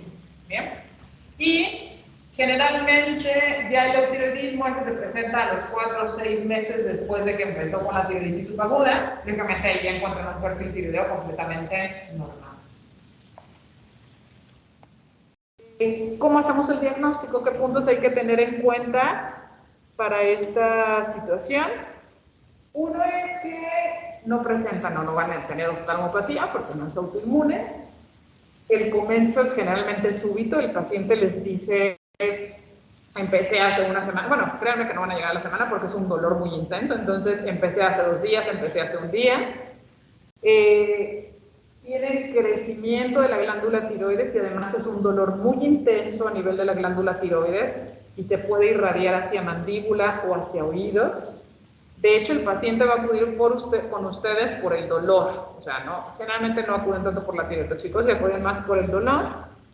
Tienen datos de respuesta inflamatoria, sistémica, fiebre, mialgias, malestar general por el proceso infeccioso. Un punto clave, ahí también podemos encontrar la tiroglobulina elevada porque se rompió el folículo y se liberó a la circulación sanguínea. La biometría hemática, pueden encontrar leucocitosis o elevación de los leucocitos. Este es otro punto clave. ¿Sí saben qué es velocidad de cementación globular? Bueno, se suele utilizar como un rastante de fase aguda en relación a inflamación, nos indica inflamación o infección. Lógicamente aquí estamos hablando de un proceso inflamatorio, infeccioso viral. Y en este punto también lo que nos ayuda es que está elevada y generalmente la gran mayoría de los pacientes la tienen por arriba de 50 milímetros por hora, ¿no? Entonces, ese es un punto clave también para poder diferenciar en otras causas de tirotoxicosis. Anticuerpos, antiperoxidasa, antitiroglobulina están negativos. Y el gamma-grama, ¿cómo vamos a esperar la captación? Baja. ¿Por qué? Exacto. Y no hay una síntesis de NOx, ¿no? Entonces, ese es otro punto que les ayuda si tienen mucha duda de si es un Graves o no, porque es un bocio difuso, nada más que duele, ¿no? Pero si les quedaba una duda, porque hay otros pacientes que son muy tolerantes al dolor y entonces dicen, pues me duele, pero muy leve, ¿no? Entonces dices, híjole, ¿sí será Graves o no será? Entonces, les puede ayudar esto.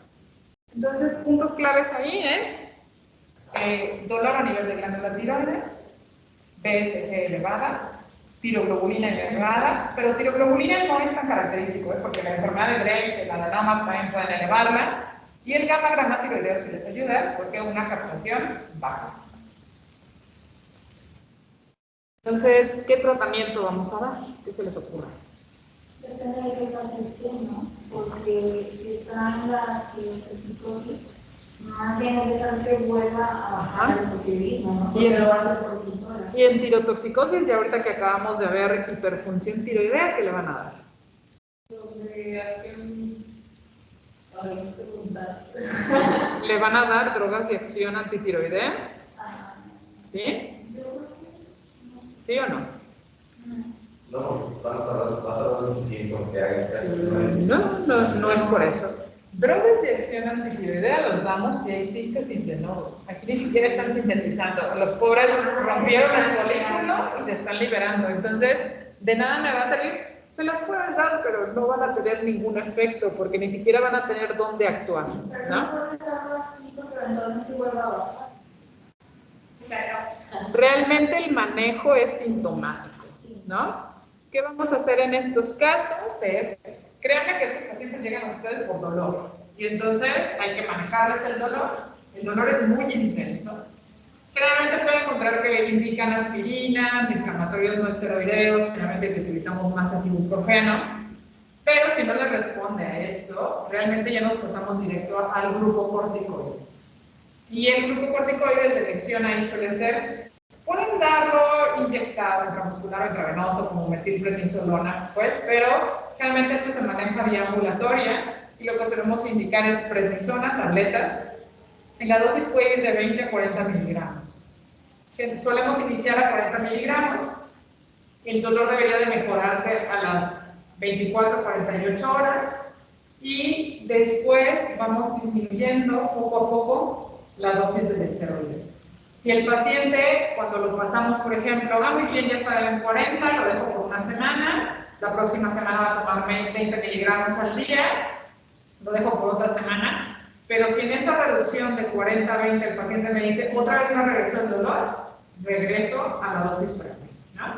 Se la sigo disminuyendo poco a poco, ya cuando estén 5 al día, por 1 o 2 semanas, y después lo retiro y listo. Es así como se manejaría el dolor en tiroiditis subaguda. En relación si mi paciente está en fase de tirotoxicosis, no se da drogas de acción antitiroidea, no tendría como algún efecto, y lo que hacemos es dar betabloqueadores si está muy tirotóxico, ¿no? Si tiene mucho incremento de la frecuencia cardíaca, ansiedad, temblor, pues sí podemos dar propranolol para controlar esos síntomas, ¿bien? Si está en fase de hipotiroidismo, generalmente es un hipotiroidismo leve, por así decirlo, ¿no? Pero si el paciente está sintomático, o sea, si dice, no, es que me siento de esta manera, y encontramos el perfil tiroideo, pues podemos darle levotiroxina. Pero ahí la levotiroxina, pues, si sabemos que el 90% de los pacientes se va a recuperar, la utilizamos por un periodo corto, ¿no? Entonces, si por ejemplo ya son a los 4 meses de que empezó con la tiroiditis subaguda, llega con un perfil tiroideo, la TSH está en 20, las hormonas tiroideas están bajas y el paciente dice que está sintomático, le iniciamos levotiroxina, quizás lo tenemos por 1, 2, 3 meses y después valoramos retirar la levotiroxina para ver si ya se recuperó en relación a la tiroiditis subaguda. ¿Bien? Esta sería una causa transitoria de tirotoxicosis y transitoria de hipotiroidismo.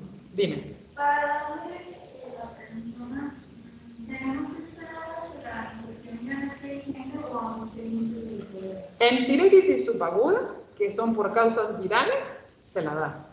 Ahorita vamos a ver tiroiditis aguda, ¿verdad? Pero en tiroiditis subaguda, que ya vimos que las causas son virales y que el dolor es intenso, se la puedes dar sin ningún problema, a menos de que el paciente tenga una contraindicación, como que si mi paciente tiene diabetes y está mal controlado, voy a evitar darle glucocorticoide porque el glucocorticoide eleva más la glucosa, eleva más la presión, lo descontrola. O sea, aquí se los estoy diciendo de una persona sana que no tuviera ninguna otra patología, pero cuando les llegue, pues puede tener alguna otra patología y entonces ya ustedes tienen que valorar si le pueden dar o no el tratamiento. ¿Está bien?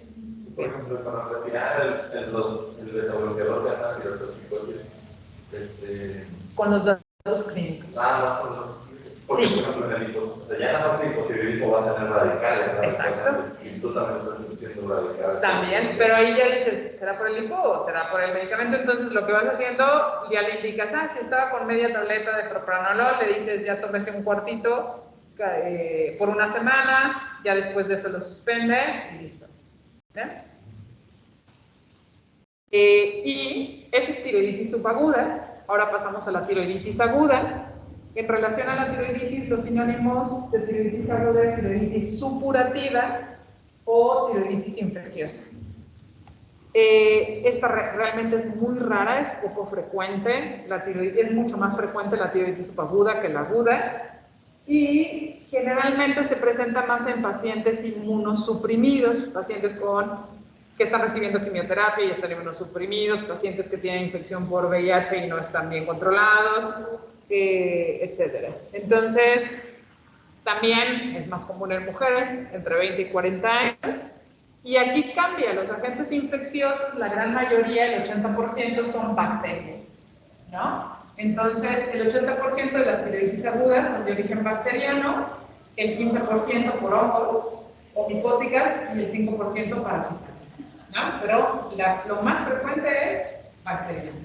Y aquí sí no vamos a dar glucocorticoide, ¿no? Por esto.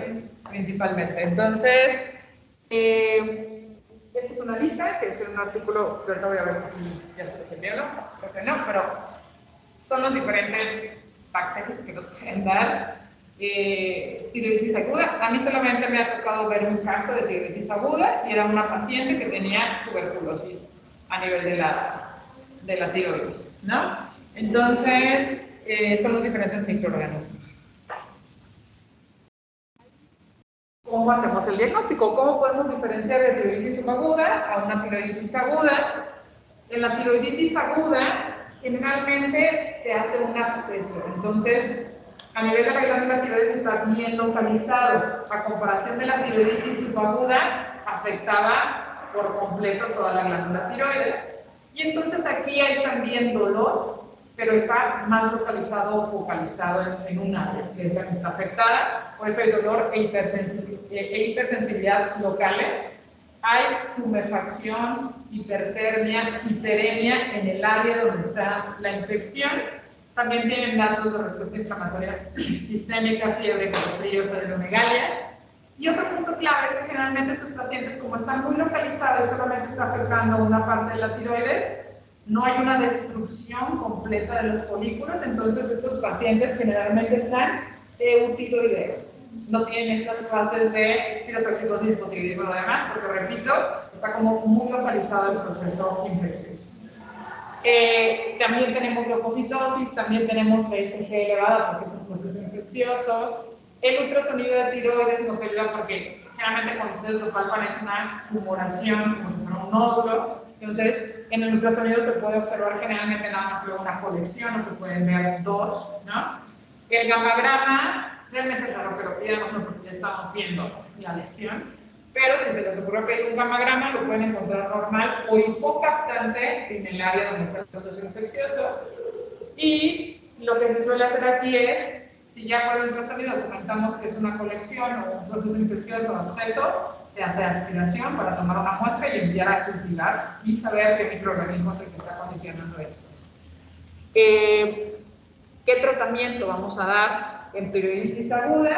También hay que dar tratamiento sintomático para el dolor, nada más que ahí te vas por antiinflamatorios no esteroideos, porque hay que evitar glucocorticoides en comparación de la subaguda. Y se da antibiótico-terapia, pero pues específicamente también dependiendo del microorganismo. Y manejo quirúrgico, porque lógicamente si tiene un absceso o una colección, lo más recomendado ahí también sería drenar o retirar. Generalmente sí lo alcanzan a ver bien, pero si ven que aquí está como bien delimitada el área, se ve roja, si lo tocamos está caliente y lógicamente solo en esa área le va doliendo a la persona. Entonces creo que no es tan difícil diferenciar una de la otra si van tomando esos puntos claves. Esas son, de hecho, de estas, recuerden, la tiroiditis subaguda es mucho más frecuente que la aguda. La aguda es muy rara. Y de ahí pasamos como a los otros subtipos, pero estos son autoinmunes en relación a Hashimoto. Recuerden que Hashimoto tiene como diferentes formas de presentarse. Y ahí tenemos, estas ya son tiroiditis autoinmunitarias, y hay una inflamación linfocítica de la tiroides, aquí se está activando el sistema inmunológico. Generalmente también se presenta en mujeres entre 30 y 40 años, y en esto tenemos esta clasificación. La crónica, tiroiditis de Hashimoto, que es la crónica, eso se va a manifestar más por hipotiroidismo, que ya lo habíamos visto en hipotiroidismo primario, pero tenemos estas formas que son subagudas, y entonces que a veces nos pueden dar fases de tirotoxicosis también, y ahorita se les puede explicar por qué, pero entran dentro de las tiroiditis, pero que son autoinmunitarias. Y aquí tenemos a la hashitoxicosis, a la tiroiditis postparto y a la tiroiditis silente o silenciosa. ¿Bien? Y características en relación a esto. Primero, todas recuerden que forman parte de la tiroiditis de Hashimoto, entonces los anticuerpos antiperoxidasa y antitiroglobulina van a estar presentes. La comparación de la tiroiditis aguda y subaguda, que son procesos infecciosos, no van a estar presentes. Entonces, otro punto característico, estas no tienen dolor. Bien, sí tendrán fase de tirotoxicosis, pero no van a ser dolorosas como en la aguda o en la subaguda. Y de aquí la tiroiditis postparto, por ejemplo, ya se los están diciendo, ¿verdad? Va a ser en mujeres, prácticamente que estén en postparto. Y se presenta en el primer año postparto. Y aquí las mujeres pueden tener la fase de tirotoxicosis que puede iniciar al mes o hasta los 6 meses después del parto y puede durar hasta 1 o 2 meses y después de eso pasan a la fase de hipotiroidismo que inicia a los 4 o 8 meses postparto y puede durar hasta 6 meses. Y en este caso pueden recuperarse el 80% al año de que les dio la tiroiditis. Sin embargo, estos pacientes, como tienen anticuerpos positivos, lógicamente pueden, en su próximo embarazo, pueden otra vez tener esta tiroiditis postparto y de hecho se dan cuenta, bueno, todavía el 80% puede recuperar, pero tienen un 20% de que puedan ya permanecer en hipotiroidismo. ¿Bien? El embarazo es lo que desencadena la... Desencadena, sin embargo, ya tenían esa predisposición a la tiroiditis de Hashimoto, ¿no? Y el embarazo y el posparto fueron los que desencadenaron esta situación. Esto es, digo, lógicamente si llega una mujer, acabo de tener un bebé hace un mes, ¿no? Y tengo datos de tirotoxicosis, esto sería una de sus principales sospechas. Sin embargo, ahí tienen que descartar también enfermedad de Graves, que ahí viene lo difícil, porque mujer en edad reproductiva, enfermedad de Graves también se puede presentar en ese momento, ¿no? Nada más que tiroiditis postparto tiene estas fases de que son transitorias y la enfermedad de Graves ya realmente va a ser permanente. Aparte por los anticuerpos. Y aparte por los anticuerpos. Y aparte, ¿qué creen? ¿Cómo encontrarían el gamagrama en tiroiditis postparto?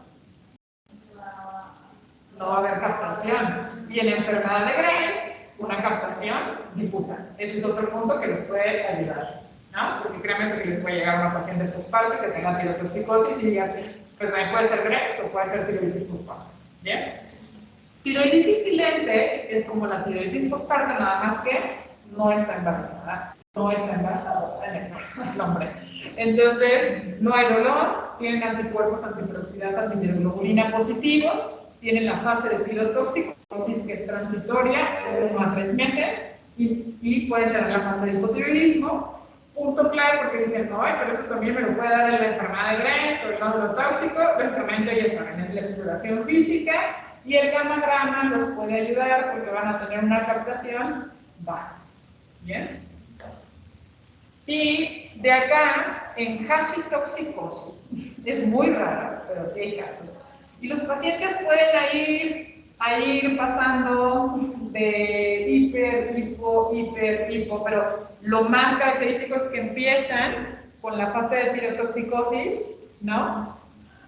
Aquí sí puede haber como un poquito de síntesis de nuevo, y entonces el gamagrama se confunde más porque hay captación y dices, pues entonces es enfermedad de Graves, pero luego de rato uno le empieza a dar dosis de drogas de acción antitiroidea y ¡pum! Se pasan inmediatamente a hipotiroidismo, se las quitamos y están en hipotiroidismo. O sea, esto ya es más complejo, ¿verdad? Es como para un super especialista, pero para que lo conozcan.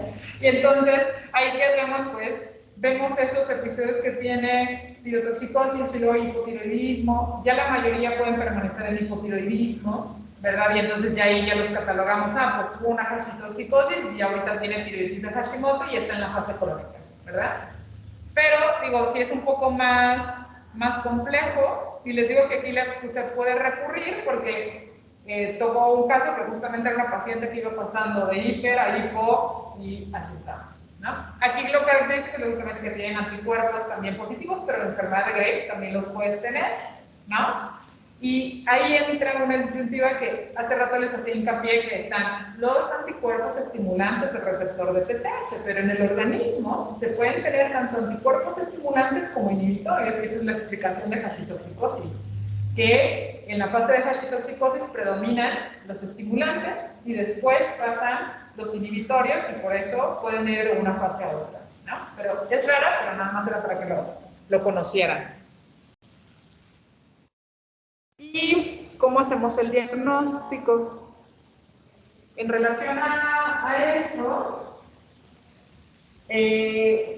uno, si nosotros medimos las hormonas, bueno, piden el perfil tiroideo, dependiendo de la fase que esté, tirotoxicosis, hipotiroidismo, pero si está en la fase de tirotoxicosis, pueden encontrar, igual que los otros tipos de tiroiditis, más elevada la T4 que la T3. ¿Por qué? ¿Por qué creen?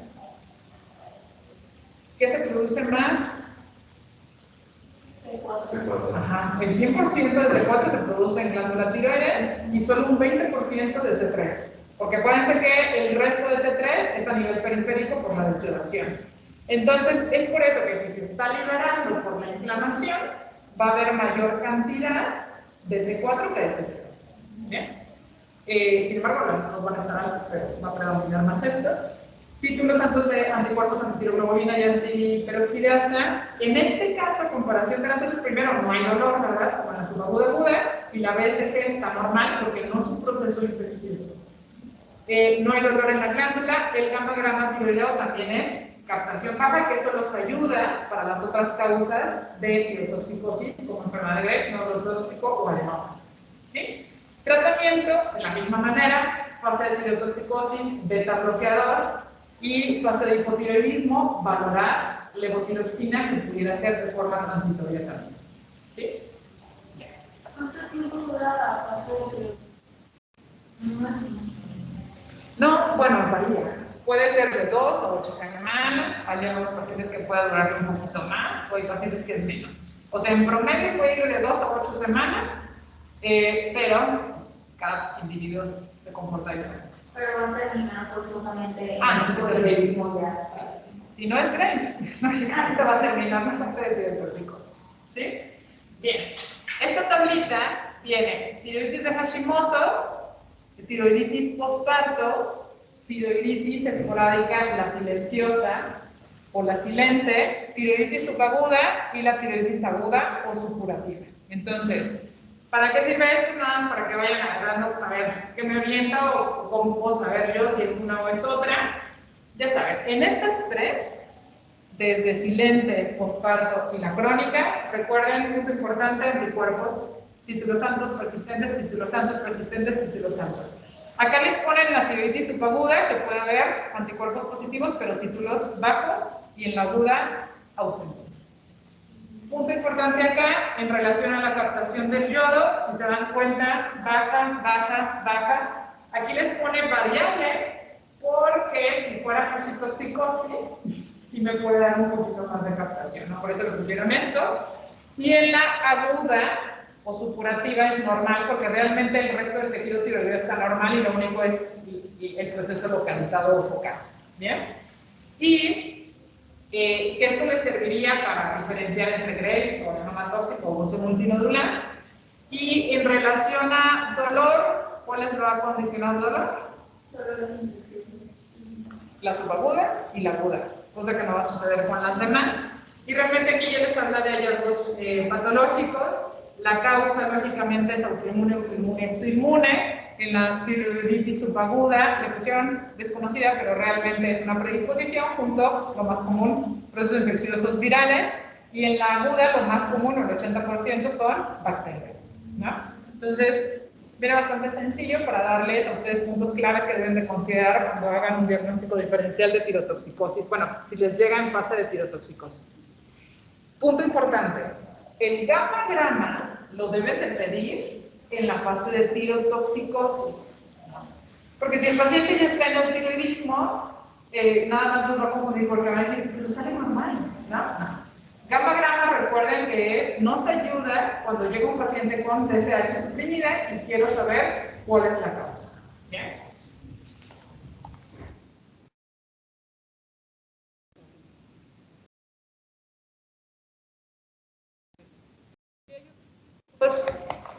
De tiroiditis, en relación a estos otros tipos de tiroiditis, tenemos tiroiditis traumática, que pues no es nada difícil porque el paciente les va a decir que tuvo una contusión, un trauma, le manipularon la tiroides porque hubo una cirugía en cuello, entonces tienen ese antecedente, hasta por una palpación vigorosa, como les decía, que siempre deben de palparla de forma adecuada, y entonces al tener esa manipulación de la glándula o el trauma, puede condicionar liberación de hormonas tiroideas y tener una fase de tirotoxicosis, ¿verdad? Y quizás en esta sea todavía mucho más transitoria y no tenga tanta duración, dependerá del trauma, y puede haber un dolor leve a moderado, pero pues prácticamente si la manipulaste, no puede haber ese dolor. ¿Bien? Y está la tiroiditis por radiación, que puede ser por radioterapia o por administración de yodo radioactivo, que también tendría ese antecedente del paciente, y puede iniciar 5 a 10 días después de que se radió al paciente o se le dio yodo radioactivo. Puede haber también dolor en el cuello, una tirotoxicosis que puede ser leve y transitoria, y ahí damos, si tiene dolor que sea importante para él, le pueden dar antiinflamatorios no esteroideos o pudieran hasta darle glucocorticoides si es muy intenso ese dolor. Y en la tiroiditis inducida por fármacos está el litio, amiodarona y fármacos inmunomoduladores. De los fármacos inmunomoduladores ya van saliendo mucho más casos en el sentido de que en oncología ahora el tratamiento va centrado justamente en la respuesta inmunológica de nuestro organismo y los tratamientos van dirigidos precisamente a bloquear a nuestro sistema inmune o a activarlo. Y lamentablemente el sistema endocrinológico es muy susceptible. Recuerden que hay una relación muy estrecha, generalmente el sistema nervioso central, inmunológico y endocrinológico. Y lamentablemente estos fármacos inmunomoduladores o tratamientos oncológicos, lógicamente también nos pueden afectar las glándulas. No nada más la tiroides, otras glándulas, pero estos medicamentos también nos pueden manifestar, ya sea hasta por tiroiditis subaguda, o generalmente tiroiditis autoinmune, ¿no? Porque lo que están haciendo es activar a nuestro sistema inmunológico. Y de hecho, hasta si los pacientes tienen esta respuesta exagerada y manifiestan con hipotiroidismo o tiroiditis, es como lo toman los oncólogos como, excelente, va a tener una mejor respuesta al tratamiento porque lógicamente están desencadenando mucho, están activando mucho más a la respuesta inmunológica, ¿no? Entonces, aquí hay que tener en cuenta esto, porque si llega un paciente que es oncológico, que está recibiendo una terapia blanco dirigida precisamente a bloquear o a estimular al sistema inmunológico, ese medicamento puede también darme este tipo de tiroiditis, ¿no? Lógicamente, si el paciente llega que le acaban de iniciar amiodarona o que ya la lleva tomando hace 1 o 2 años, la amiodarona tiene un exceso de yodo, una tabletita tiene mucha cantidad de yodo, y entonces ese yodo me puede condicionar en mi paciente o que me condicione hipotiroidismo o que me condicione tirotoxicosis, y hay 2 tipos de tirotoxicosis. Una tirotoxicosis autoinmune o una no autoinmune. Entonces, la amiodarona me puede dar tanto hiper o hipofunción dependiendo de mi paciente. Entonces, para que lo tengan en cuenta, porque la amiodarona es un medicamento que se sigue utilizando mucho en salud. ¿Okay? Y eso es todo. Entonces, ¿tengan alguna duda o pregunta? Primero aquí. La duda de creer es por qué también puede producir tiroiditis. Tiroiditis más por la estimulación, ¿no? Por alguna otra cosa, realmente. Sí, pero sería más por eso. Que sería más una tiroiditis como autoinmune, como lo mismo que te da la tiroiditis de Hashimoto, ¿no? Pero no puede ser. ¿Alguna otra duda? ¿Me podría repetir por qué se tienen las pruebas de funcionamiento hepático? En el tema pasado. Sí. Uno recuerda que es muy raro, pero pueden condicionar hepatotoxicidad, pero es muy poco frecuente. Las pedimos siempre de forma basal. ¿Por qué las pedimos basal? ¿Qué tal que el paciente ya tenía daño hepático? Y si después las pido y digo, ¿ya lo habrá tenido o es por el medicamento? Entonces siempre antes de iniciar el medicamento tomamos unas basales para ver si después de que empezamos con el medicamento y hay alteración, estuviera asociada por el medicamento. ¿Alguna otra duda o pregunta? ¿No? ¿En línea alguna duda o pregunta? Yo, Maestra, Ay, sí. Emma. En la tiroiditis traumática, ¿no se da ningún tratamiento o ahí como que, ¿qué se hace? Solamente se da sintomático. Si tiene dolor, le damos analgésico. Sí, solamente es sintomático. Y si tiene datos de tirotoxicosis, le puedes dar betabloqueo. Pero es solamente tratamiento sintomático. Gracias. Sí, de nada. ¿Alguna otra duda o pregunta? Doctora, en la tiroiditis de embarazadas, entonces como dijo que no hay dolor, entonces no es como común verlas en consulta. ¿En cuál? En la de embarazadas, que dice... no hay, sí, no hay dolor, pero en la fase de tirotoxicosis pues van a tener datos de tirotoxicosis, ansiedad, temblor, y entonces suelen acudir por esos síntomas. Ok, gracias. De nada. ¿Alguna otra duda o pregunta?